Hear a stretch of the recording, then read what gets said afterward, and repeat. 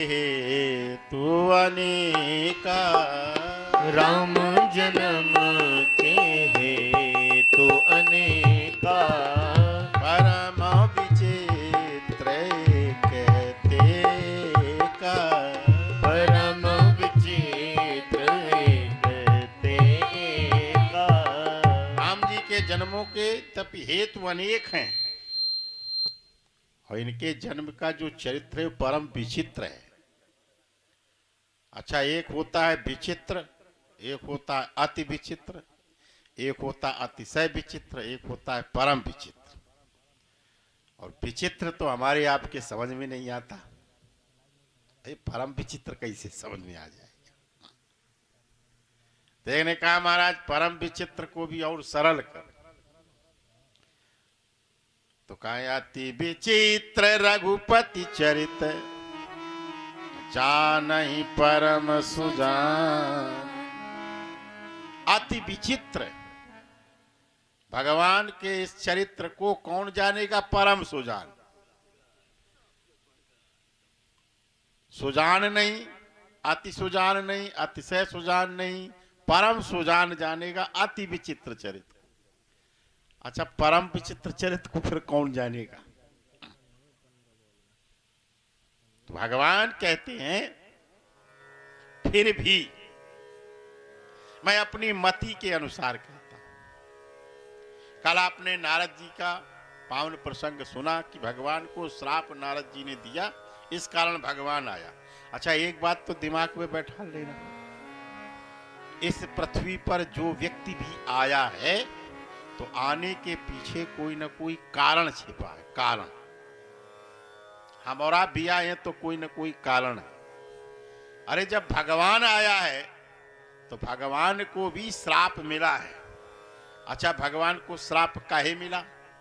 क्योंकि भगवान भक्त का कल्याण करना चाहता है। भक्त का कल्याण करने के लिए भगवान ने नारद को बनाया बंदर।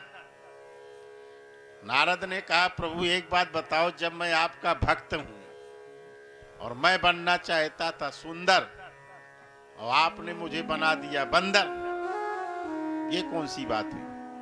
तो भगवान कहते हैं बेटा, मैंने तुम्हें एक क्षण के लिए बंदर बनाया तो तुम जिंदगी भर के लिए सुंदर बन गए। अगर मैं थोड़ी देर के लिए तुम्हें बंदर न बनाता तो फिर तुम जिंदगी भर के लिए बंदर बन जाते। थोड़ी देर के लिए मैंने तुम्हें बंदर बनाया तो तुम जिंदगी भर के लिए सुंदर बन गए, और अगर मैं थोड़ी देर के लिए सुंदर बनाता तो तुम जिंदगी भर के लिए बंदर बन जाते। काहे क्यों? काहे तुम नारी के पल्ले में पड़ जाते, और इस संसार में जो नारी के बंधन में बना है वो बंदर ही बना है। नारी विवश नर सख ले गोसाई, नारी विवश नर सकल गोसाई, नाचय नर मरकट कीनाई। नारी विवश नर सकल गोसाई, नारी विवश नर सकल गोसाई, नाचय नर मरकट कीनाई, नाचय नर मरकट कीनाई। अब अगर तुम्हारा विवाह हो जाता तो तुम जिंदगी भर के लिए मरकट बन जाते कि नहीं? और इसलिए मैंने तुम्हें मरकट बना दिया तो तुम जिंदगी भर के लिए सुंदर। अच्छा, तो भगवान तो तुमको ये श्राप दिया है, तुम क्या बनोगे? भगवान अपने भक्त को बचाने के लिए स्वयं भक्त का दोष अपने सर पे ले लेता है। जैसे श्राप तो जय और विजय को मिला था ना, शनकादि ऋषियों ने श्राप जय और विजय क्यों मिला? एक बात ध्यान देना, संसार का कोई भी ऋषि मुनि संतों ने अगर श्राप दिया है तो वो एक जन्म तक जाता है, लेकिन अगर ब्राह्मण किसी को श्राप दे देता है तो वो एक जन्म तक नहीं जाता है, वो 3 जन्म तक लगता है, 3 जन्म बाद उसकी श्राप की मुक्ति होती है। इसीलिए तो कहा गया है कि जो ब्रह्मा के कमंडल से ना मरे, जो विष्णु के चक्र से ना मरे, जो शंकर के त्रिशूल से ना मरे, ऐसा व्यक्ति विप्र श्राप पावक सो जरई। विप्र श्राप पावक सो जरई। जो इन कर मारा नहीं मरई। जो इन कर मारा नहीं मरही। जो इन कर मारा नहीं मरही। विप्र श्राप पावक सो जरही। विप्र श्राप पावक सो जरही। इसलिए विप्रों के श्राप से सावधान रहना चाहिए। आज 3 जन्म तक जय और विजय को उद्धार करने के लिए भगवान को अवतार लेना पड़ा। अब यही तो होता है, दोष है नौकर का, भुगत रहा है मालिक। होता है कि नहीं? जैसे अपराध संतान करती है, भुगतते माँ बाप, ठीक है ना? तो ये मालिक है ना। और जो व्यक्ति जितना बड़ा मालिक है, सत्य में उतना बड़ा नौकर होता है। कहने के लिए कह दिया जाए, भैया कौन हो? कई घर के मालिक हैं। अच्छा, कितने लोग हैं? 10-12 लोग हैं। तो सही बताओ, तुम 10-12 लोगों के नौकर हो कि मालिक हो? बोलो बोलो। नौकर हो, कहने के लिए मालिक हो। घर में आ गए, उनको कौन है? कहा मालिक साहब आ गए, कहा सब्जी का झोला ले, सब्जी लेके आओ। और मालिक साहब सब्जी तोल रहे हैं, मालिक साहब कटाई करा रहे हैं, मालिक साहब मड़ाई करा रहे हैं। बोलो बोलो। घर में एसी लगा है, कूलर लगा है, एसी कूलर में तुम्हारे नौकर पड़े हैं, मालिक साहब जो है खलियान में रास उड़ा रहे हैं। बोलो है कि नहीं? संसार में कहने के लिए है। तो प्यारे भाई बहनों, भगवान की लीला अति विचित्र है। और भगवान जो काम करता है, वो भगवान यही कहता है, मामा ये इच्छा कह दी न दयाला। मम इच्छा कर दीन दयाला। ये मेरी इच्छा है, भगवान कहते हैं। नारद ने कहा, प्रभु ऐसा ही, ऐसी इच्छा कि हमारा श्राप आपको लग गया, अब आपको तो मनुष्य बनना पड़ेगा। कहा हाँ बिल्कुल बनना पड़ेगा। और बने। एक जन्म का, एक कल्प का अवतार ये है, का एक और है। और ये जो कथा आप सुन रहे हैं, सावधान से सुनना। का एक कौन सी है? का एक कथा ये कहता हूं, सुन मुनि कथा पुनीत पुरानी। सुनी मुनि कथा पुनीत पुरानी। जो गिरिजा प्रति शंभु बखानी। जो गिरिजापति शंभु बखानी। जो गिरिजापति शंभु बखानी। कौन सी कथा? तो स्वामी जी कह रहे हैं, विश्व विदित एक कई देश। विश्व विदित एक कई देशु। सत्य के तूता बसय नरेशु। सत्य के तो तहाँ बसय नरेशु। एक कई देश है, वहां का राजा सत्य केतु है। और सत्य केतु का मतलब है, ये केतु माने पताका, सत्य माने जो सत्य की पताका है, उसका नाम है। कई देश का जो राजा है, वो सत्य की ध्वजा है, सत्य का ही स्वरूप है। और उसके 2 बेटे हैं, याद रखना। और है कैसा? धर्म धुरंधर नीत निधान। धर्म धुरंधर नीत निधाना। तेज प्रतापशील बलवान। तेज प्रतापशील बलवान। धर्म धुरंधर जो होगा, उसके जीवन में 4 चीजें आ जाएंगी, याद रखना। वो व्यक्ति के अंदर 4 आएगा। जो सत्य में जीता है, उसका तेज अलग ही जन्माता। जो सत्य में रहता है ना उसके चेहरे का तेज अलग होगा, और जो झूठ में जी रहा होगा वो अगर दर्द से सकपकाहट अलग से, बोलो है कि नहीं?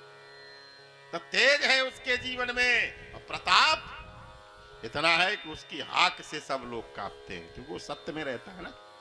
सत्य वाला व्यक्ति निडर होता है, जो सत्य में जीता है तो आपन तेज समान हुआ अपन तेज समारोह पे, तीनों लोग हाकते कांपे।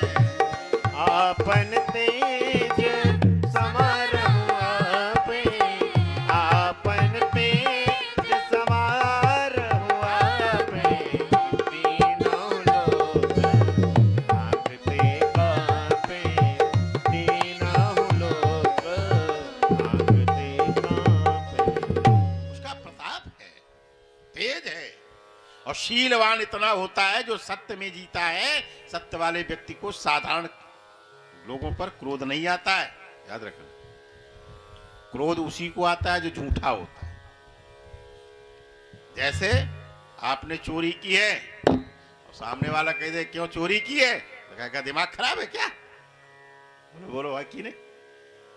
जो जिसने गड़बड़ किया है उसको सही कह दो तो वो व्यक्ति लड़ जाएगा, और जो सत्य में होगा उससे कहा जाएगा तो यही कहेगा भैया तुम्हारा भ्रम है, ऐसा कहीं कुछ है। अनुभव करके देखना ना। जब अगर घर वाले पूछे कहाँ गए थे तो तुम इधर उधर सब पका के बोलोगे, और कहते नहीं तुम झूठ बोल रहे हो तो कहते तुम्हें झूठ की परी है, मैं सही कह रहा हूं, लड़ जाएगा। शीलवान का मतलब है समर्थवान होने के बावजूद भी सामने वाले भी कमजोर की बातों को सहना। याद रखना प्यारे भाई बहनों, जो छोटों पर हमेशा गुस्सा अपने कमजोर व्यक्ति पर आता है, ताकतवर पे नहीं आता है, आएगा ही नहीं। गुस्सा कमजोर आदमी पे आएगा, अगर ताकतवर आदमी पे आएगा तो क्या करोगे? दुई झापड़ और मसक देगा। बोल भाई, इसलिए हमेशा तुमसे छोट है, तुम्हारे मालिक ने तुमको डांटा और तुम घर में आए तो मालिक से तो कुछ नहीं बोले, मालिक का गुस्सा आया अपनी पत्नी पे उतार दिया। अब बोलो, लड़े कहीं और, डांटा किसी और ने, और गुस्सा उतारा पत्नी ने। अब पत्नी तुमसे कुछ कह नहीं सकती, तुम ताकतवर हो, तो पत्नी ने क्या किया? अपने बच्चे को पकड़ा और धमक दिया। बोलो, वो गुस्सा अपने बच्चों पे उतारा, और बच्चों ने क्या किया? बच्चों ने अपना गुस्सा आए और बाहर आकर के एक पिल्ला खेल रहा था, मारा तो एक कुत्ता की मसक दिया। अब कुत्ता भी कहीं कहीं करता है, या देखो। और इतने में क्या हुआ, तुम बाहर से घूम के आ रहे थे, तुम्हारे बच्चे ने मारा कुत्ते को, कुत्ता दौड़ा और तुम्हारे भीतर काट लिया। क्या मतलब? क्रोध जहां से शुरू हुआ वहीं पर आकर के निकल। सावधान होकर के क्रोध करना चाहिए। और उसे सत्यकेतु राजा के 2 बेटे हैं, और दोनों बेटे बहुत बड़े हैं। कहीं के भय जुगल सुत वीरा, सब गुण धाम महारन धीरा। सब गुण धाम है, याद रखना। ये जो आपको कथा सुनाने जा रहे हैं, इस कथा का आधार है रामचरितमानस का प्रकटीकरण। ये राजा प्रताप भानु की कथा है, और संसार में राजा प्रताप भानु जैसा धर्मात्मा राजा ना हुआ है और ना ही होगा। इतना अच्छा राजा है, और यही प्रताप भानु रावण बनता है। इस कथा को ध्यान से सुनोगे तो आपके जीवन में जो आज बुराइयां हो रही है ना, पड़ोसी तुमसे बुरा मानता है, लड़का बेटा बुरा मानता है, सब उल्टा चलते हैं, ये कथा सुनने के बाद आपको ये बोध हो जाएगा, ये जो भी कुछ हो रहा है ये सब मेरे ही कर्मों का भोग हो रहा। ऐसा वीर राजा हुआ प्रताप भानु, जिसने सारे संसार को बस में कर दिया। सकल विश्व बस कर निज पुर कीन प्रवेश, अर्थ धर्म काम आदि सब शिवय सिद्ध नरेश। अपनी भुजाओं के बल पे सप्त दीप भुज बल बस कीने। सप्त दीप भुज बल बस कीने। लय लय दंड छाड़े नृप दीने। लय लय दंड छाड़े नृप दीने। सकल अवनी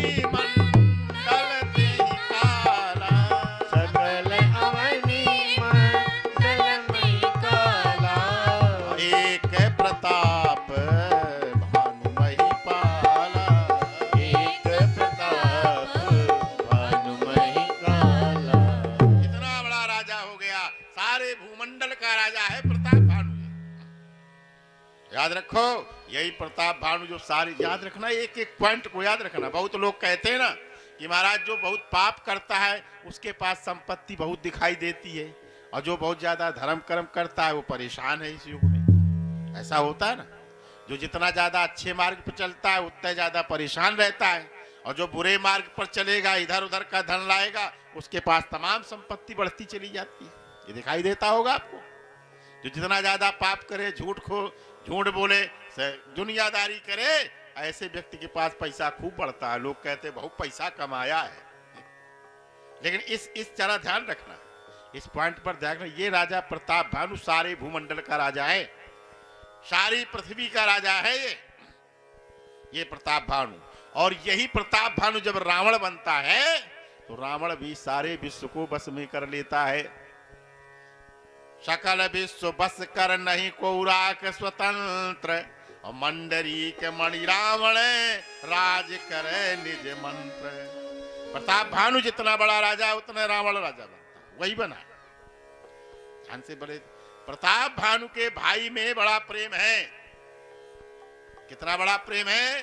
भाई न परम समीति, भाईन भाईन परम समीति, सकल दोष छल वर्जित प्रीति, सकल दोष छल वर्जित प्रीति। इनके भाइयों में बड़ा प्रेम है। सारे जितने दोष होते हैं, जितने छल होते हैं, सब वर्जित है। ये वर्जित प्रीति है। भाइयों में बड़ा प्रेम है इन लोगों के जीवन में। ये प्रताप भानु है। प्यारे भाई बहनों, जीवन का सूत्र विचार करके देखो। राम कथा क्या कहती है? जिस व्यक्ति के भाई में प्रेम होगा वो सारे संसार में राज कर सकता। भाई में प्रेम बाली और सुग्रीव में था, दुनिया में कोई उनसे टकराने वाला नहीं था। और जब तक भाई में प्रेम रावण और विभीषण में था, दुनिया में कोई टकराने वाला। वही व्यक्ति हमेशा नष्ट हो जाता है जिसका भाई ही बैरी बन जाता। बाली का भाई बैरी बना सुग्रीव, बाली मारा गया। विभीषण हटा, बाली मारा, रावण मारा गया। आज दोनों भाइयों में बड़ा प्रेम है। अच्छा, राजा प्रताप भानु राजा है कैसा? अब जरा एक बात ध्यान रखना। जो लोग कहते हैं कि राम राज्य जाना चाहिए, एक तरफ राम राज्य की तुलना करिए, एक तरफ राजा प्रताप भानु राज्य की तुलना करिए। तराजू लेकर विद्वान श्रोता बैठे। जब आप तराजू लेकर के बैठेंगे तो गोस्वामी जी कहते हैं जब राम जी राजा बने तो क्या हुआ? राम राज्य बैठे त्रैलोका, राम राज्य बैठे त्रैलोका, हर्षित भय गए सब शोका।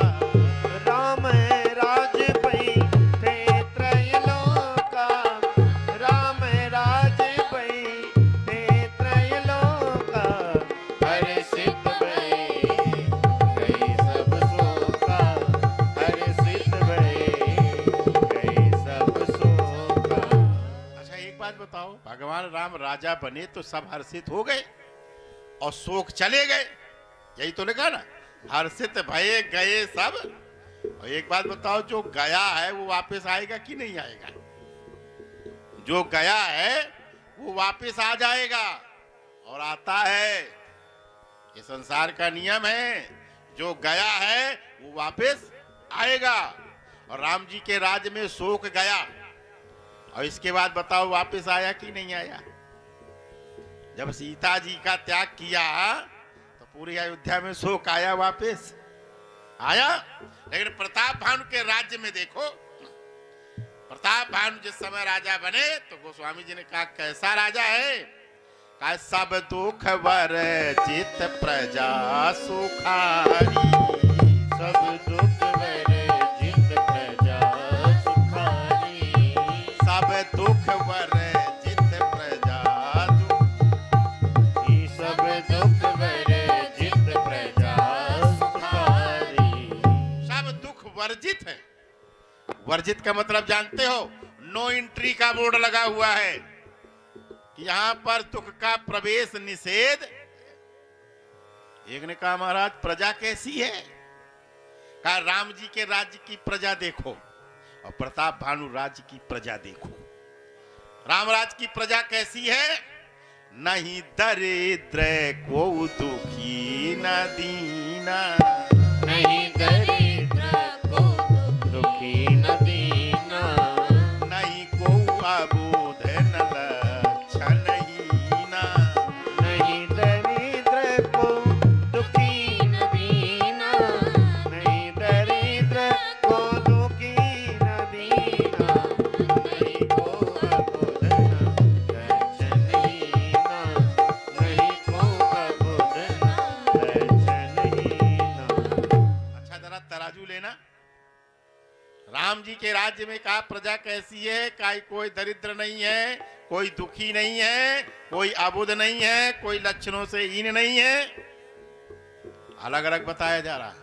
अच्छा एक बात बताओ, आपके यहाँ पर बैठे हैं, कोई व्यक्ति आवे, एक तरफ कहा जाए 4 लोग आवे, उनमें से 3 लोगों का परिचय, भैया ये गणित के टीचर हैं, ये हिंदी के टीचर हैं, ये संस्कृत के टीचर हैं, ये मैथ के टीचर हैं, और एक व्यक्ति को कहा जाए भैया ये ऑलराउंडर हैं। बोलो बड़ा किसको मानोगे? जो ऑलराउंडर है उसको बड़ा मानोगे कि अलग अलग वालों को? जो ऑलराउंडर है ना उसको मानोगे। यहाँ राम जी के राज में अलग अलग डिग्री है। क्या? नहीं दरिद्र वो दुखी न दीना, अलग अलग हो गया। लेकिन प्रताप भानु के राज्य में क्या कहा? सब दुख वर्जित प्रजा सुखारी, सब दुख वर्जित प्रजा सुखारी, धर्मशील सुंदर नर नारी, सब दुख वर्जित प्रजा सुखारी, सब दुख वर्जित प्रजा सुखारी, धर्मशील सुंदर नर नारी, धर्मशील सुंदर नर नारी। अब जरा विचार करो, प्रजा कैसी है? सुखारी है। और है कैसी? सुख का कारण क्या है महाराज? सुखारी कौन होता है?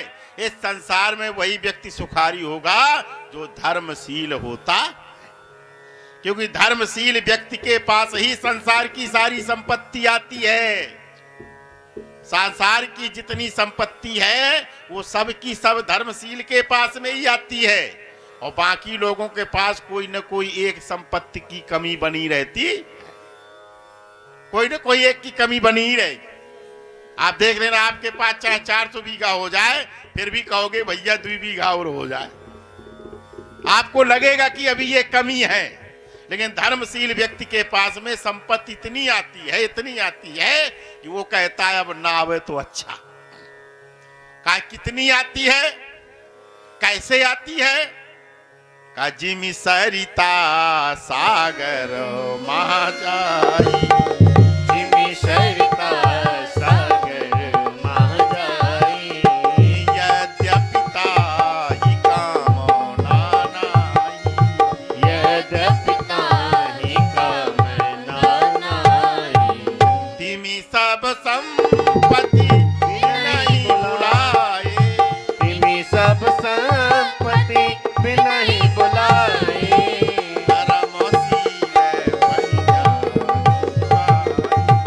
धर्मशील भई जाए सुहाए। जैसे संसार की सारी नदियां समुद्र में जाती हैं, लेकिन समुद्र की इच्छा नहीं है कि ये मेरे में आवे, और चाहे जितनी आ जाए तो समुद्र कभी इतराता नहीं है, और ना आवे तो कभी घबराता भी। बोलो है कि नहीं? ठीक इसी प्रकार से संसार की सारी संपत्ति ये धर्मशील प्राणी के पास में ही जाती। और प्रताप का धर्मशील होंगे कहां? धर्मशील ऐसे नहीं होते हैं। का 1000 में तो कोई एक धर्मात्मा होगा। नर सहस्त्र महासुन पुरारी, नर सहस्र महासुन पुरारी,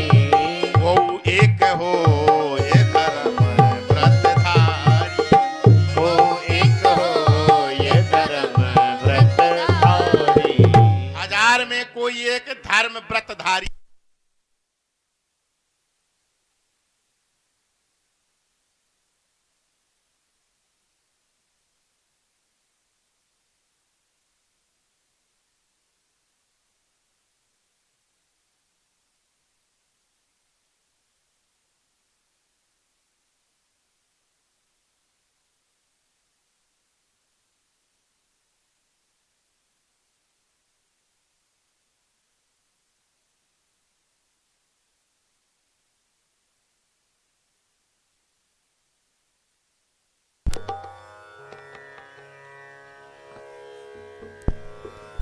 बोलिए शंकर भगवान की जय हो। बारे जयकारा।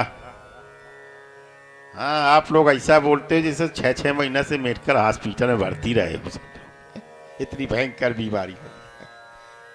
बोलो कबीरा बाबा की। तो 1000 में कोई एक होता है धर्म व्रतधारी। धर्म व्रतधारी का मतलब जानते हो? जो ये नवरात्रि आई तो व्रत रहेंगे, शिवरात्रि आई तो व्रत रहेंगे, नवरात्रि भर गुटखा पान बीड़ी नहीं खाएंगे, और नवरात्रि चली गई तो फिर चबाएंगे। है? हम साल में अपने पूर्वजों के नाम से भागवत कथा कराएंगे, और साल में कराते हैं एक बार। ये धर्म व्रतधारी हैं। ठीक, मतलब कराते हैं, आचरण में नहीं है इनके। रोज शंकर जी ढारेंगे और रोज कहेंगे तेरा तुझको अर्पण क्या लागे मेरा, और इसके बाद 10 का नोट पड़ा होगा जेब में डाल देंगे। बोलो है? ये धर्म व्रतधारी है। समझ में आ रही है ना बात? हम लोग जो संकल्प लेते हैं वो साल में कभी पूरा करते हैं, और इसके बाद जब वो चला गया तो हमारा संकल्प भी चला जाता। मन में संकल्प लिया हनुमान चालीसा पढ़ेंगे, सुंदरकांड पढ़ेंगे, और 4 दिन पढ़ा, इसके बाद फिर जो कहते हो। ये धर्म व्रतधारी होते हैं, यानी दिखावे के लिए धर्म करते हैं, लेकिन आचरण में धर्म नहीं होता। लेकिन धर्मशील किसको कहते हैं? का धर्मशील कोटि न महा कोई, धर्मशील कोटि न महा कोई। करोड़ों में कोई एक होता है धर्मशील। धर्मशील का मतलब क्या होता है? धर्मशील माने जो वो मुख से कहता है वो उसके आचरण में होता। धर्म का वो स्वयं स्वरूप ही होता है। जो व्यक्ति कहेगा वही वो करेगा। कैसे? प्राण जाए पर वचन न जाई, प्राण जाए पर वचन न जाई। रघुकुल रीत सदा चली आई, रघुकुल रीत सदा चली आई, रघुकुल रीत सदा चली आई। प्राण जाए पर वचन न जाई, प्राण जाए पर वचन न जाई। और प्यारे भाई बहनों, करोड़ों में कोई एक धर्मशील होता है, लेकिन प्रताप भानु के राज्य में जितनी भी प्रजा थी, धर्मशील सुंदर नर नारी, धर्मशील सुंदर नर नारी। ये प्रताप भानु के राज्य में पूरी प्रजा धर्मशील थी। दूसरा तराजू लेना जरा कि यहां पर भगवान श्री राम के यहां पर लोग जाते थे समुद्र के पास में, समुद्र के यहां किनारे जाएं, उनसे मोती मांगते थे तो देता था, और जब खेत में जाए तो मांगे बारिद दे जल रामचंद्र के राज। भगवान श्री राम के राज्य की विशेषता ये थी कि आपको मांगोगे उतना मिलेगा। आप सूर से कह दो, मेघ से कह दो पानी बरसाओ, बरसा दे। और सूरज उतना ही तपता था जितनी आवश्यकता थी। ठीक है ना? ये राम जी के राज्य में मांगना पड़ता था। लेकिन प्रताप भानु के राज्य में अरे मांगने की आवश्यकता ही नहीं है। क्या हो गया? काम धेनु भई भूमि सुहाई, काम धेनु भई भूमि सुहाई। भूप प्रताप भानु बल पाई, भूप प्रताप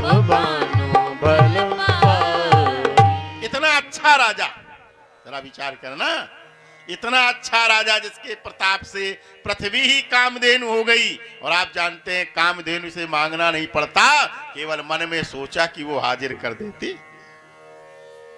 इतना अच्छा राजा, कहा महाराज फिर भी वो राक्षस बन गया, फिर भी वो श्राप मिल गया, कारण कैसे हो गया महाराज?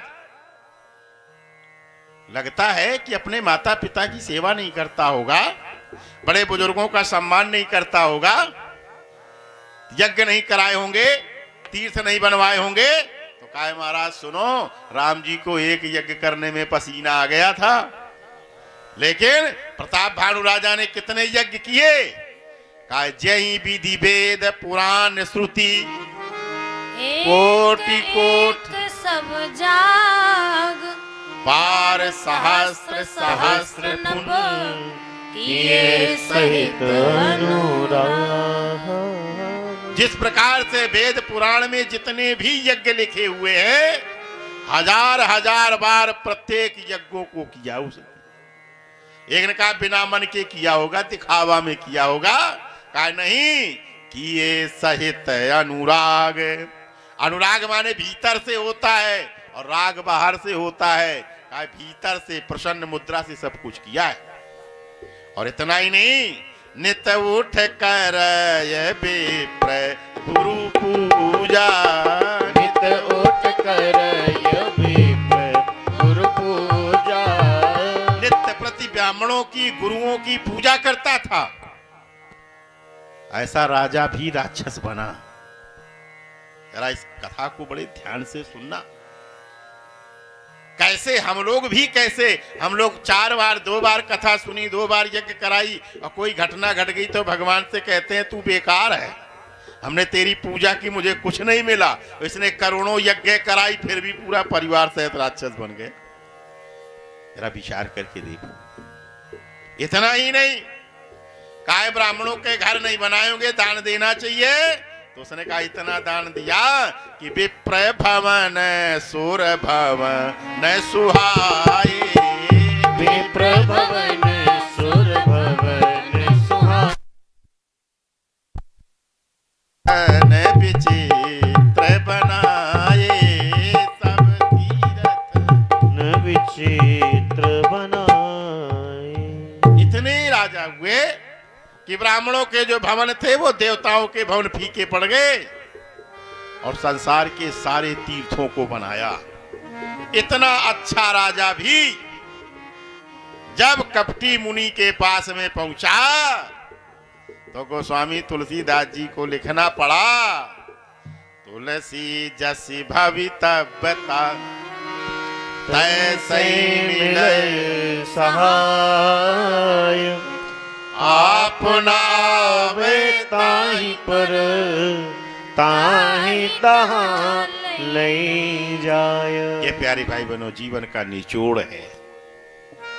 आप कुछ भी करते रहो, लेकिन जो आपके भाग्य में लिखा है, जो होने वाला है, वैसा ही आपकी बुद्धि हो जाए, वैसा ही आप करेंगे। ये भगवान का लिखा हुआ है, कोई मेट नहीं सकता है। जीवन का सूत्र कहता है, और ये कथा आपको बताना चाहती है कि अगर आप जीवन में किसी नकली संत के चक्कर में पड़ गए तो चाहे जितने बड़े धर्मात्मा बने रहो, तुम्हारा वंश नष्ट होना निश्चित। इतना धर्मात्मा राजा नकली संत के चक्कर में फंस गया, नकली संत को असली मान लिया और सभी ब्राह्मणों को भोजन के लिए बुलाया, और श्राप मिला तो राक्षस। अच्छा एक बात और है, इससे राम कथा निकली ना। ये राम कथा का धर्मात्मा राजा है, नकली संत के चक्कर में पड़ गया तो पूरा परिवार नष्ट हो गया।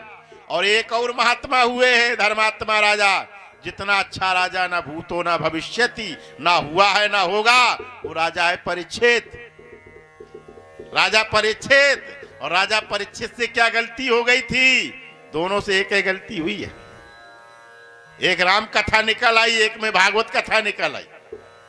राजा परीक्षित से गलती हो गई कि राजा परीक्षित ने असली संत को नकली समझ करके मरा हुआ सांप गले में डाल दिया, तो उसको श्राप मिल गया, तो मरना। ठीक है ना, बात समझ में आ रही? कहने का तात्पर्य है, अगर असली संत को नकली समझोगे तो मर जाओगे, और नकली को असली समझोगे तो भी मर। बात समझ आ रही ना? इसलिए दुनिया में सबको पहचानने की गलती कर देना, लेकिन कभी संत को पहचानने में गलती नहीं करना। अगर नकली को असली समझोगे तो मर जाओगे, और असली को नकली समझोगे तो भी। बात समझ में आ रही है कि नहीं? ठीक है ना? अब आप ये कहेंगे महाराज हम संत को कैसे पहचाने? संत को आप पहचानोगे कैसे, ये नकली है कि असली है? समस्या क्या है? यही तो है ना। अगर आपके सामने असली संत आ गया और आपने उस संत को असली को नकली मान लिया और कुछ भी मजाक कर दिया, तो तुम्हारा बंटाधार पक्का। और अगर नकली आ गया उसको असली मान करके पूछ दिया तो भी बंटाधार पक्का। अब बताओ, कह दो महाराज बुरे फंसे, अब हमारे गांव में गली में तमाम आते हैं, अब हम कैसे जाने कि ये असली है कि? बोलो बात समझ। तो आपको ये बता दिया जाए संत की पहचान कैसे की जाती है, बताया जाए ये असली है कि नकली है। ठीक है ना, बता दिया जाए। ताली बजाओ तो बता। बड़े होशियार आदमी हो, अपने मतलब की बात है तो बड़ी जोर से ताली बजाती। अच्छा, जिन्ने जिन्ने ताली बजाई ईमानदारी से 500 चढ़ाना। बड़ी भाई इतनी महंगी बात बताई जा रही है बाद में। खैर कोई बात नहीं है, हमारे भाई साहब कह रहे चिंता न करो हम दे देंगे। कोई बात नहीं। तो प्यारे भाई बहनों सुनो, साधु और संत में अंतर होता है। एक होता है साधु, एक होता है संत, दोनों में अंतर होता है। और अंतर अगर ना होता तो गोस्वामी जी ये ना लिख रहे, साधु संत के तुम रखवारे, साधु संत के तुम रखवारे, असुर निकंदन राम दुलारे। साधु संत के तुम रखवारे, साधु संत के तुम रखवारे, असुर निकंदन राम दुलारे, असुर निकंदन राम दुलारे।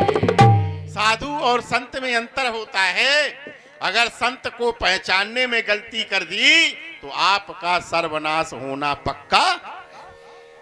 अब देखो साधु और संत को कैसे पहचानोगे? साधु को आप भेष से पहचान सकते हो। साधुओं का भेष होता है, आपने भगवा वस्त्र पहन लिए, सफेद पहन लिए, काले पहन लिए, पीले पहन लिए, आप कहोगे जय हो साधु बाबा की, ये साधु बाबा। साधु का भेष भी होता है, ठीक। साधु का तिलक भी होता है।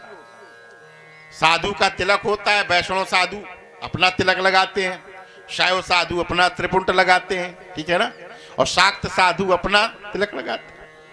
तो आप जो है तिलक से पहचान जाओगे ये साधु कौन है। अच्छा, साधुओं की जात भी होती है, साधु की जाति भी होती है। कहा महाराज कौन साधु है? कहते हैं नांगा साधु है। ये कौन साधु है? ये दंडी सन्यासी साधु है। बोलो है कि नहीं? ये साधुओं की जात है। गिरी पूरी भारतीय, अभी कुंभ में आप लोग गए होंगे, कितने प्रकार के साधु हैं। तो साधु का तिलक होता है, साधु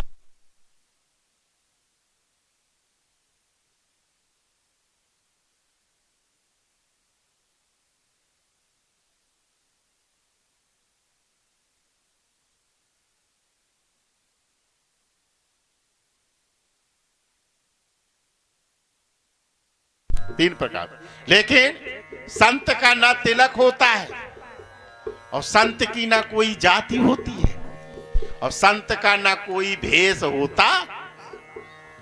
संत आपको चड्डी बनियान में भी मिल जाएगा, संत आपको कुर्ता धोती में भी मिल जाएगा, और संत आपको पैंट शर्ट में भी मिले, क्योंकि संत का कोई भेष नहीं होता, संत का कोई तिलक भी नहीं होता है, संत की कोई जाति भी नहीं होती है।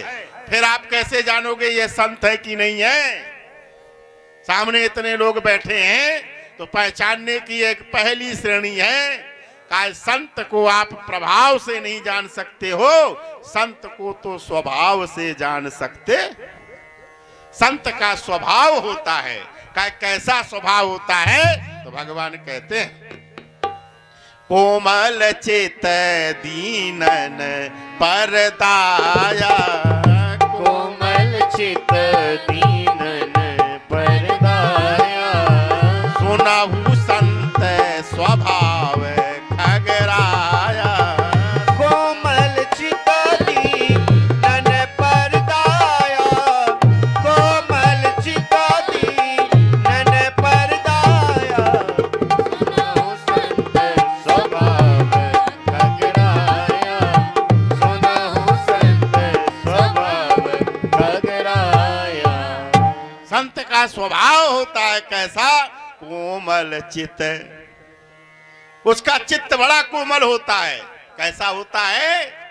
कहा महाराज बन्नऊ संत समान चित, और हित अनहित नहीं कोय। संत का कोई न तो हितैषी होता है, ना ही कोई दुश्मन। ये स्वभाव होता है संत का। का जिमी अंजलि गत सुमन के सम सुगंध कर दो। अच्छा, फूल को आप माथे में लगाओ तो कितनी खुशबू देगा, और फूल को आप जो है हाथ में मसलो तो कितनी खुशबू देगा, और फूल को आप पैर में डाल दो तो खुशबू कैसी देगा? बोलो, क्या फूल की खुशबू में अंतर होगा? क्या नहीं होगा। ये संत का स्वभाव होता है। कहा संत का स्वभाव का उदाहरण कितना अच्छा आ रहा है। कहा एक बार गंगा के घाट पर एक संत गंगा पार जा रहे थे, नाव में बैठे थे। चार नौजवान हट्टे कट्टे आ गए और नाव में बैठ गए। और जैसे ही नाव में बैठे तो आजकल के नौजवानों की तो आदत होती है, कहीं भी संत महात्मा को देखते हैं तो लगते हैं मजाक करना शुरू कर देते हैं। उन चारों लड़कों ने महाराज जी को परेशान करना शुरू कर दिया। नाव चल रही थी, एक लड़के ने महाराज जी का कमंडल उठाया और नदी में फेंक दिया। एक व्यक्ति ने महाराज जी की झोली उठाई, नदी में फेंक दी। महाराज जी बेचारे राम राम कह। महाराज जी ने कहा बेटा क्यों परेशान करते हो, थोड़ी देर का सफर है, तुम भी बैठे हो मैं भी बैठे हूं, उतर जाएंगे हम लोग, क्यों परेशान करते हो? लेकिन अब नौजवानों की आदत, अब वो बार बार परेशान करे, कहीं उनको संत को इधर से धक्का देते हैं, कहीं उधर से। संत परेशान हो गए। तो याद रखना, जो भगवान का जो भक्त होता है और जो भगवान के भक्तों को परेशान करता है, तो भगवान पहले तिलमिला उठते। जो अपमान भक्त कर करई, जो अपमान भगत कर करही, राम रोष पावक सोजरई। जो अपमान भक्ति कर करही, जो अपमान भक्ति कर करही, राम रोष पावक सोजरही, राम रोष पावक सोजरही। तो भक्त का अपमान भगवान से नहीं देखा गया। भगवान नाव के बीच में प्रकट हो गए और प्रकट होके भक्त से कहते हैं, संत से कहते हैं, महाराज आप एक काम करो, मैं दूसरी नाव भेज रहा हूं, आप उस नाव में बैठ जाना। संत ने कहा प्रभु मैं उस नाव में बैठ जाऊंगा तो? कहा फिर इसके बाद इन्होंने तुम्हारे साथ उद्दंडता की है, मैं इनको सजा दूंगा। कहा कैसी सजा दोगे? कहा मैं नाव को पलटा दूंगा, और नाव को पलटा दूंगा तो उद्दंड लोग मर जाएंगे। संत ने जैसे ही सुना तो हंस दिए।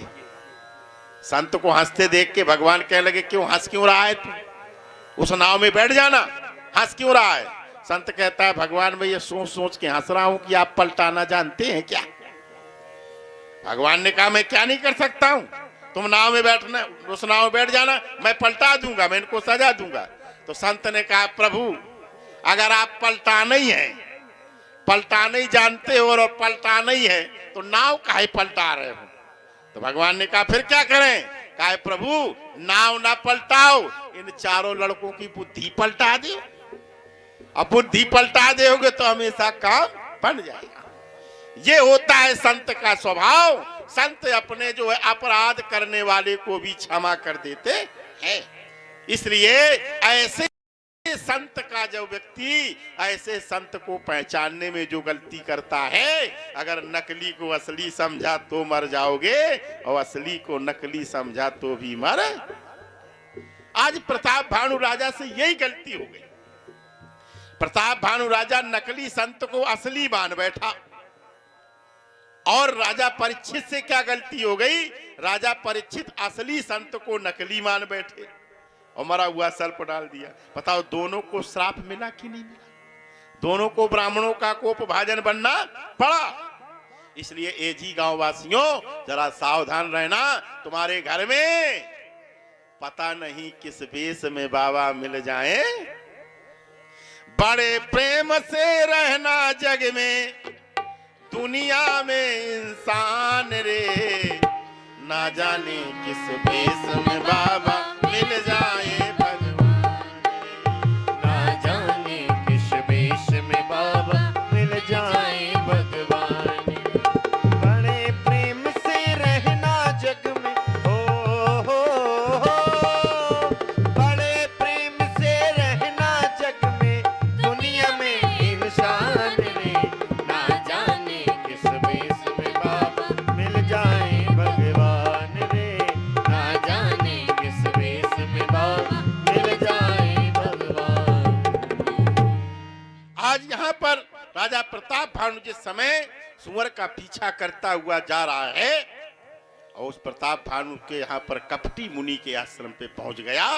और कपटी मुनि ने जब ऐसी ऐसी बातें की, याद रखना जो नकली आदमी होता है बहुत चिकनी चुपड़ी बात करता है, ये याद रखना। कलयुग का ये प्रभाव है कि जो व्यक्ति बहुत मीठा बोले तो समझ जाना कि कुछ दाल में काला।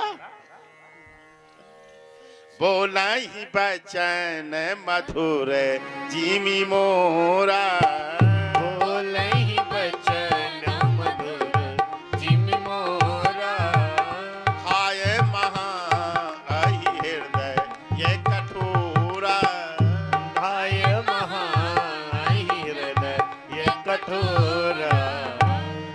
ये जो मीठा बोलने वाले होते हैं, नकली लोग होंगे ना, वो आपकी बड़ी प्रशंसा करेंगे।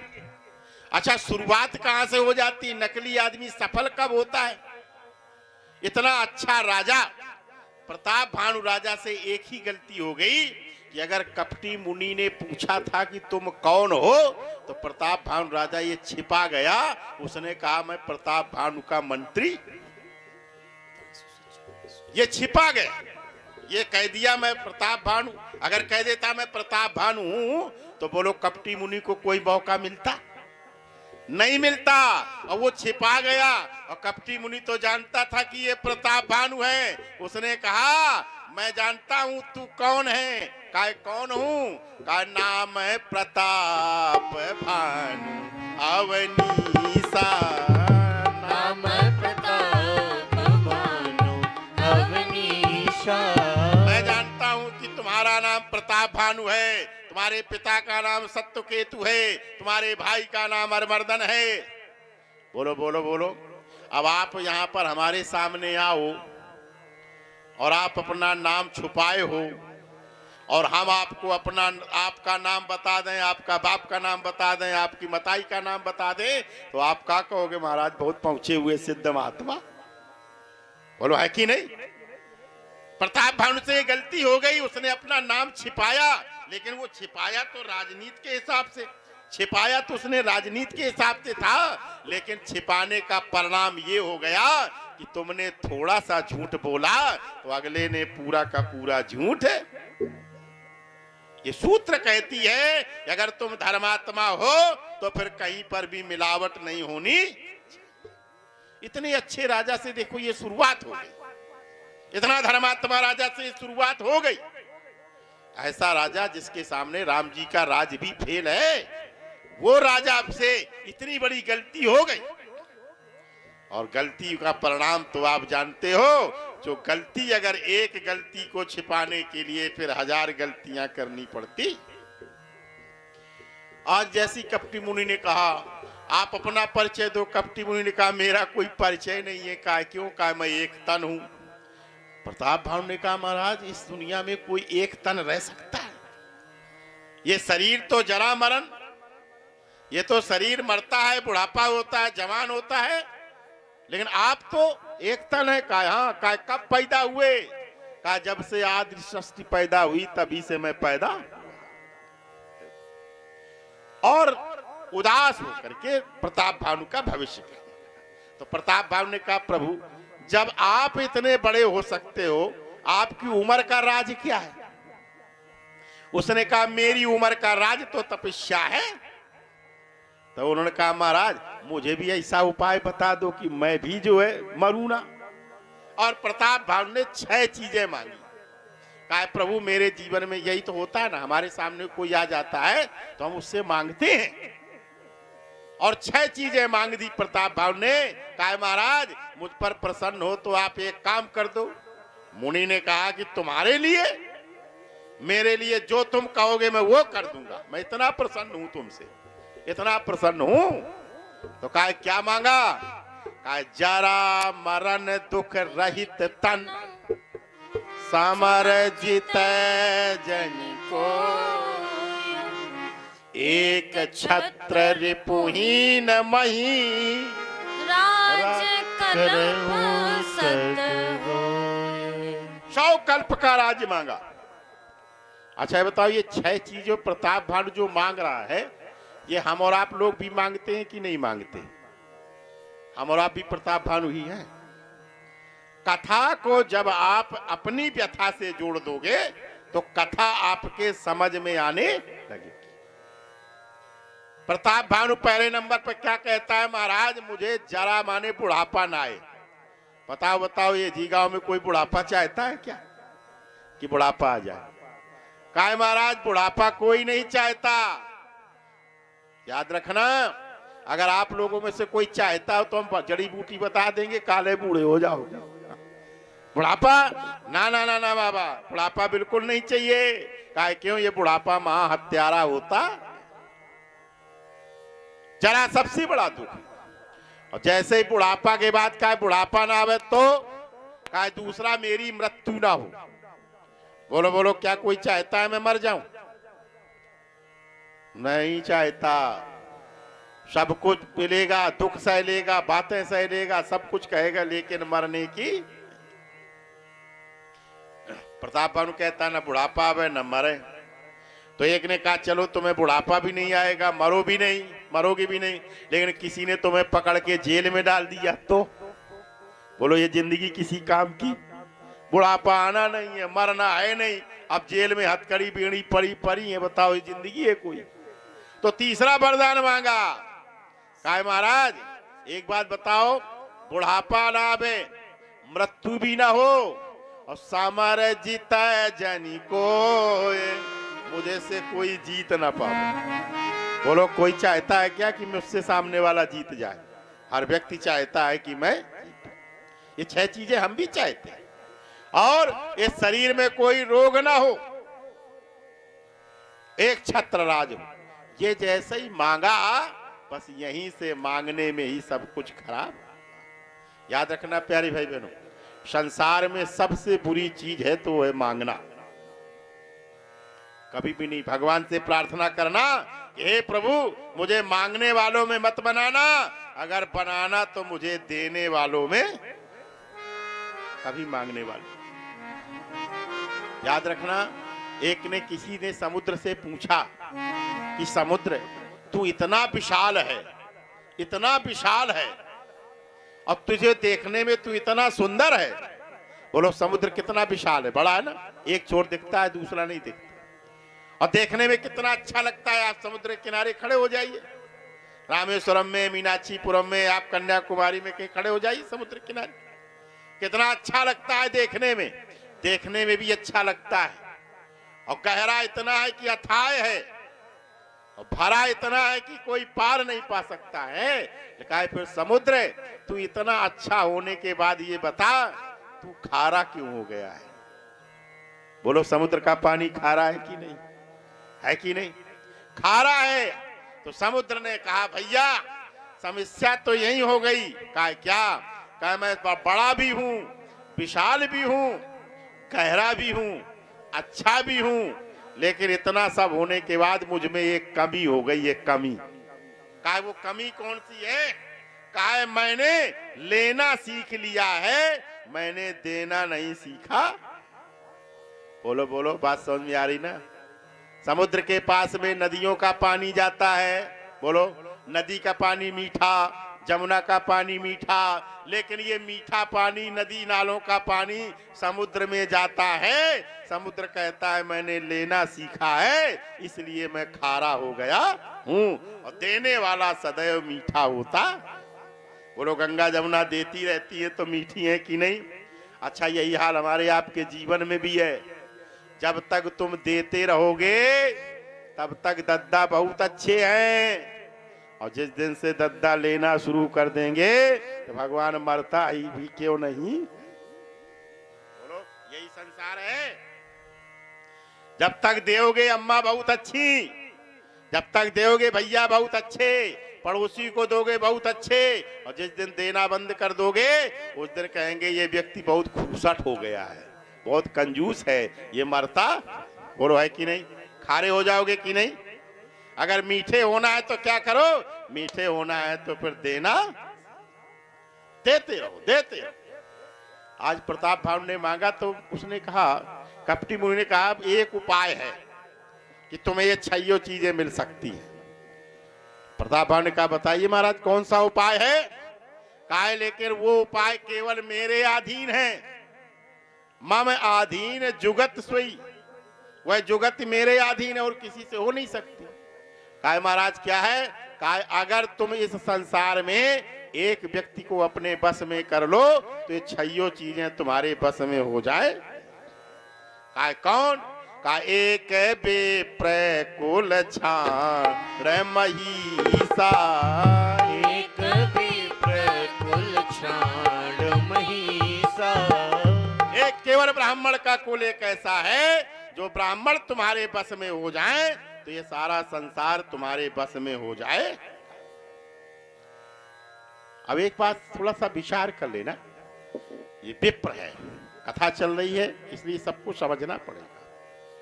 जैसे संत की परिभाषा है वैसे विप्र की भी परिभाषा है।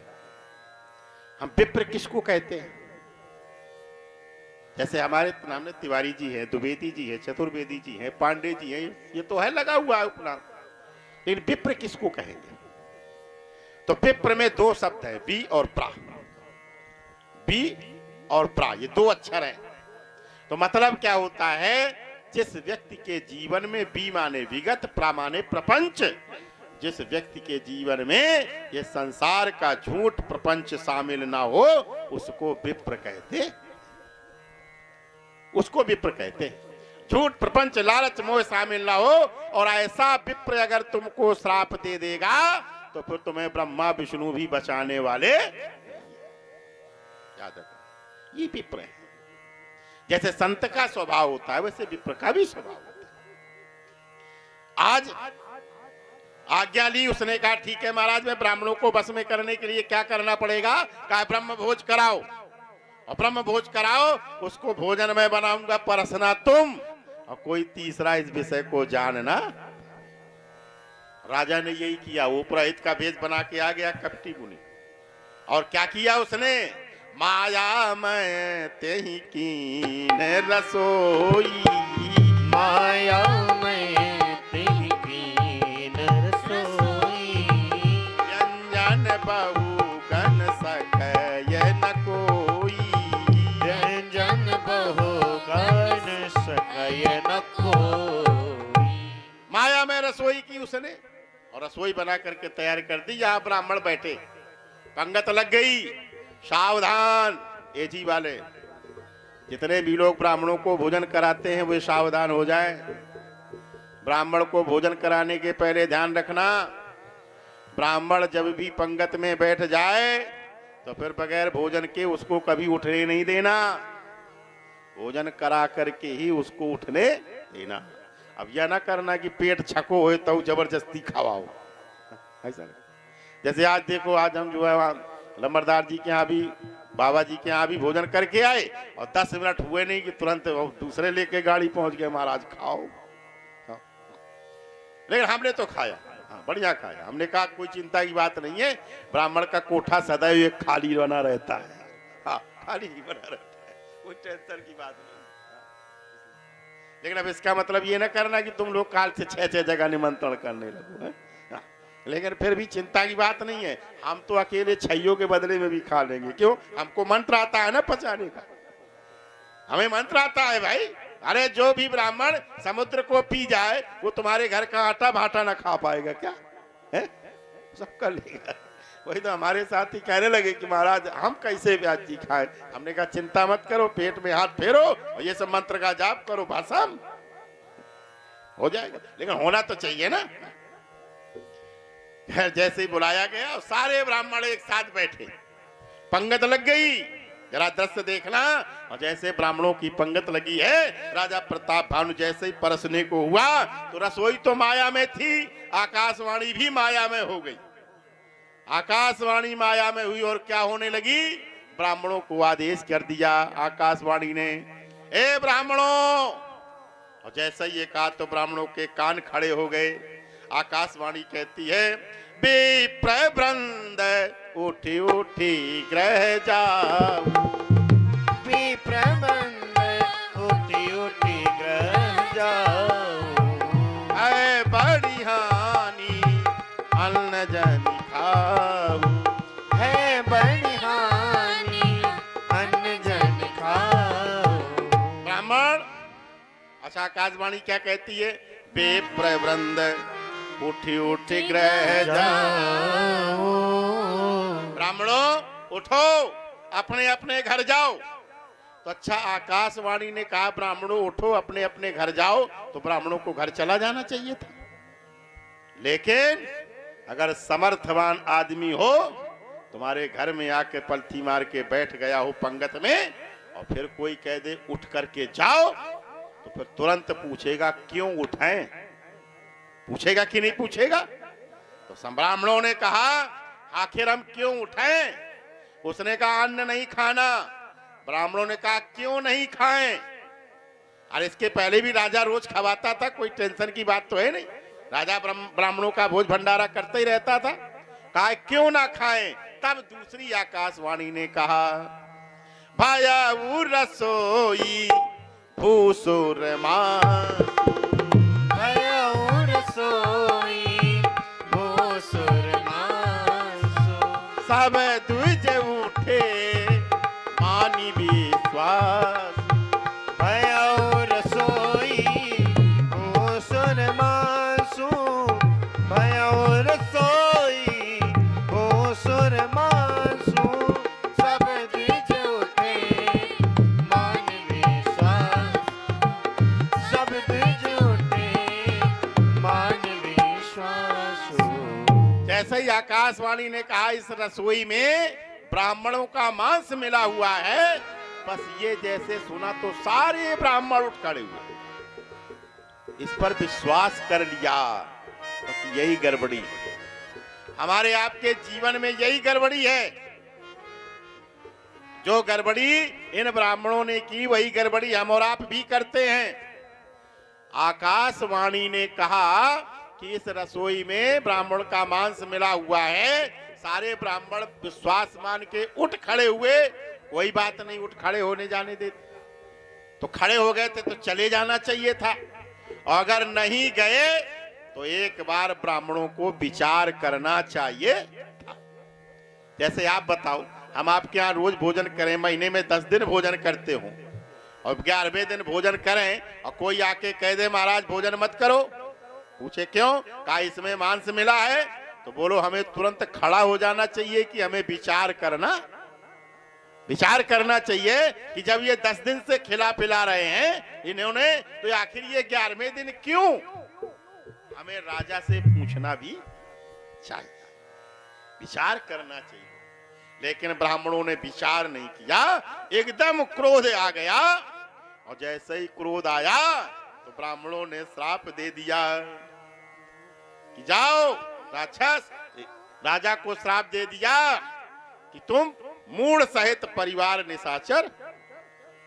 बोले विप्र सकोप तब नहीं कछु कीन है विचार विचार जाय निशाचर हो तुम मूढ़ सहित परिवार। ये बहुत भारी गलती हो गई। अच्छा बताओ, अपराध राजा ने किया था तो पूरे परिवार को सजा देने की क्या जरूरत थी? बोलो बोलो, गलत हुआ ना? अगर अपराध राजा ने किया तो राजा को ही अपराध देना, दंड देना चाहिए, कोई दिक्कत की बात नहीं। लेकिन पूरे परिवार को दंड दे दिया और विचार भी नहीं किया। और जब भी यही कहते हैं ना प्यारे भाई बहनों, एक के द्वारा की हुई गलती का भोग कई पीढ़ियों तक भोगना पड़ता। अगर गलती धोखे से भी हो गई ना तो आपकी की हुई गलती का भोग कई पीढ़ियों को भोगना पड़ता है।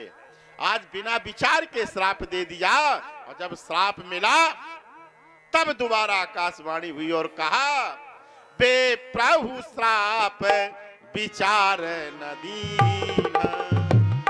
प्रभु श्राप विचार न दीन्हा।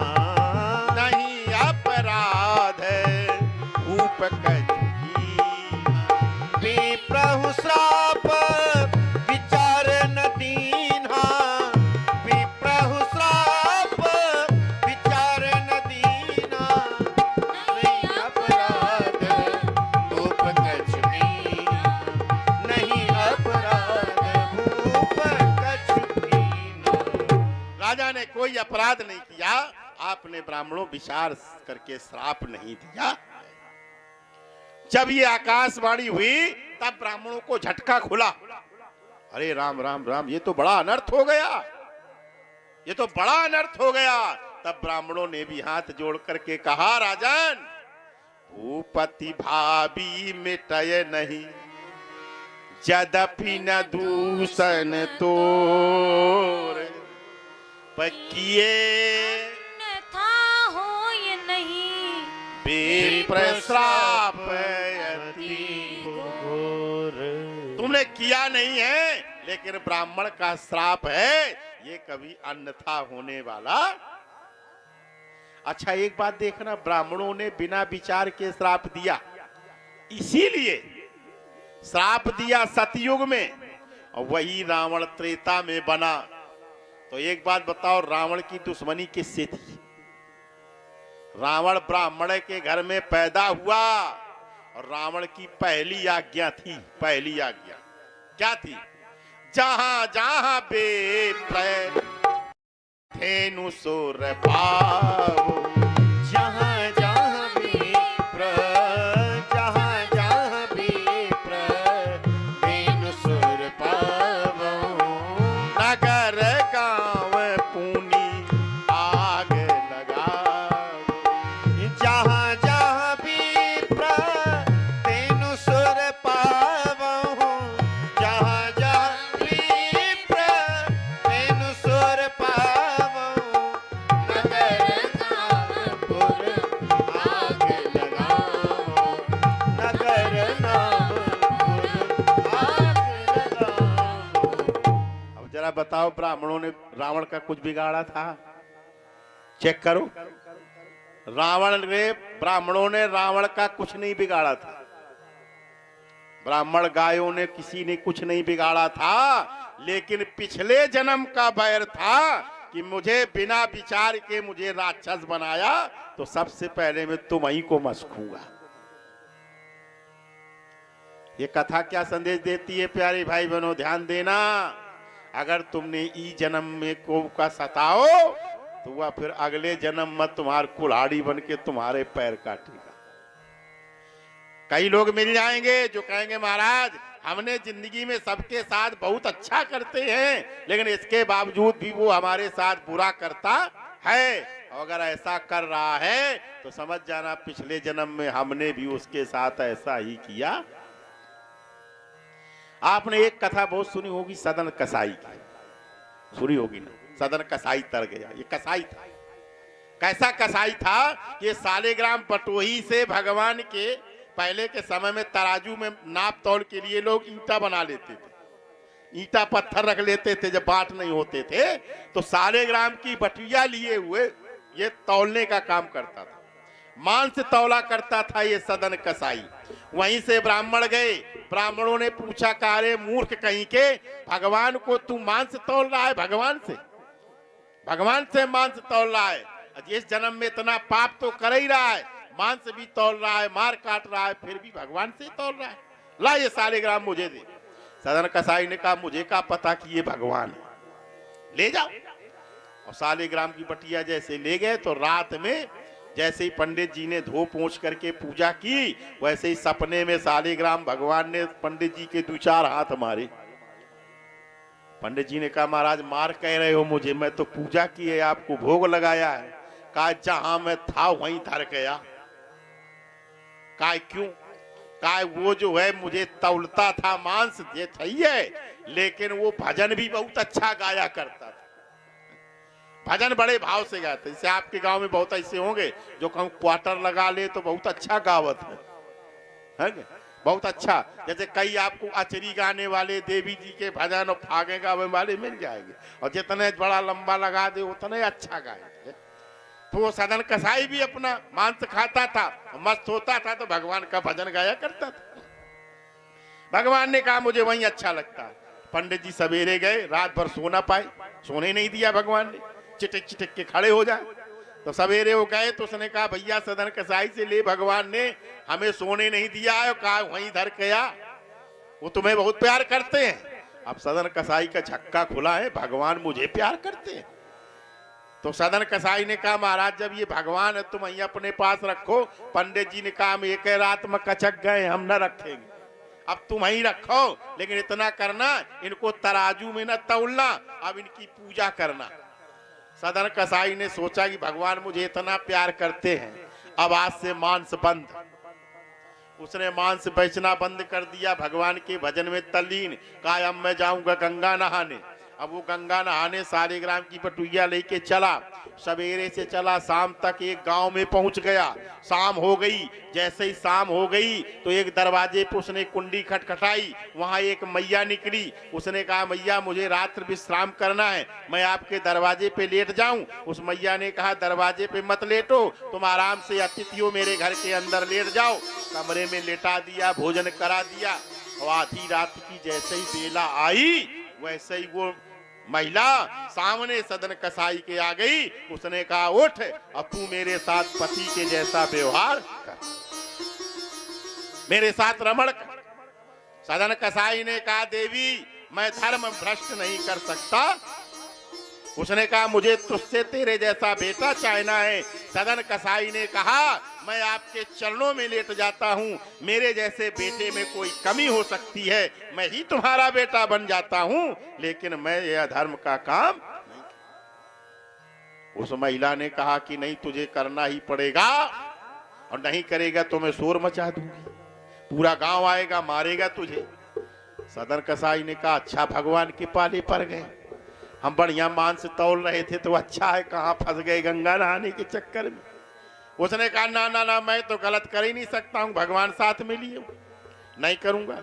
इतने में उसका पति आ गया। पति ने ये बातें सुन ली तो पति जैसे ही सामने आ गया, उस महिला को बकने लगा, तो महिला ने तलवार उठाई और पति के 4 टुकड़े कर दिए, तलवार से काट दिया अपने पति को। और सदन कसाई से कहती है बोल तू मेरी इच्छा पूरी करता है कि नहीं, और नहीं तो मैं पूरे गांव को बुला दूंगी और कह दूंगी कि इसी ने मेरे पति को मारा।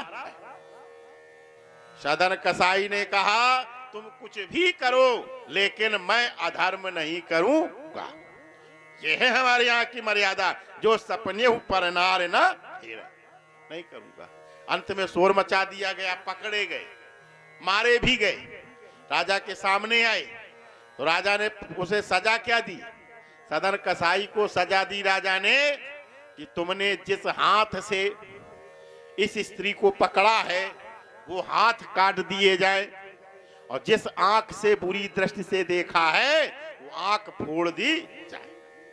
जैसे ही ये सजा सुनी तो सदन कसाई हंसने लगा और हंस करके सालेग्राम की पटुइया से कहता है, वारे भगवान, वारे तेरा न्याय। मैं जब मांस काटता था तब मुझे किसी ने थप्पड़ नहीं मारा, और आज मैं तुम्हारी पूजा के लिए हाथों में लेकर के खड़ा हूं और तुम मेरी आंखी और हाथ सब साफ कराए दे रहे।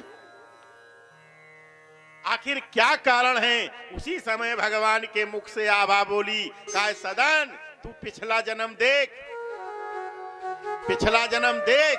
तो पिछले जन्म में क्या देखता है कि वह एक संत बना हुआ समाधिस्थ अवस्था में बैठता है, उसके सामने से एक गाय जा रही है, उस गाय का पीछा एक व्याध कर रहा है। उस गाय का पीछा जब वो कसाई करता हुआ आ रहा है, गाय को संत ने देखा, गाय निकल गई और कसाई आया। कसाई ने पूछा, महाराज जी आपने गाय देखी है? संत ने कहा, हाँ देखी है।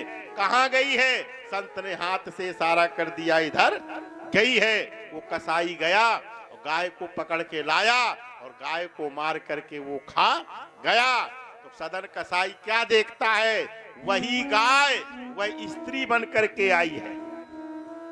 ये जो महिला थी ना, ये वही गाय थी, और जिस पति को इस महिला ने काटा था वही पिछले जन्म का वो कसाई था। तो जैसे उसने गाय को काटा था वैसे ही उस कसाई को इस महिला ने काटा है। और ए सदन का क्या कहा, तूने जिस हाथ से गाय को इशारा किया था आज वही तेरा हाथ कटवा रही है, और जिस आंख से तूने देखा था वही आंख फुड़वा रही। ये सदन कसाई का जीवन है। तो याद रखना, जो भी हम कर्म करेंगे वो इस जन्म में नहीं तो अगले जन्म में भोगना पड़ेगा। कर्मों के फल से न बचोगे, रखना कदम संभाल के। अभी समय है, अभी बदल लो तेवर अपनी चाल की।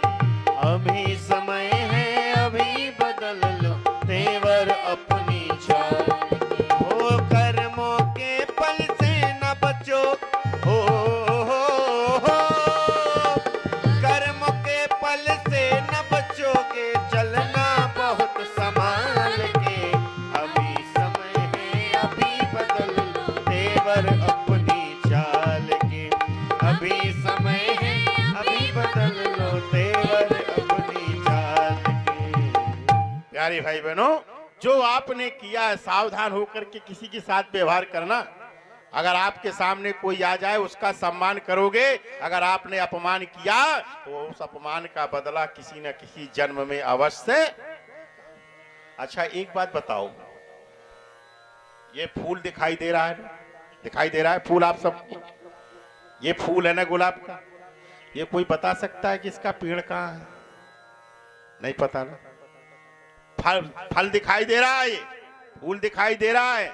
इसी प्रकार से आपको आम का फल दिखाई दे रहा है, केले का फल दिखाई दे रहा है, लेकिन पेड़ पता नहीं है। लेकिन पेड़ तो है ना, तभी तो ये है।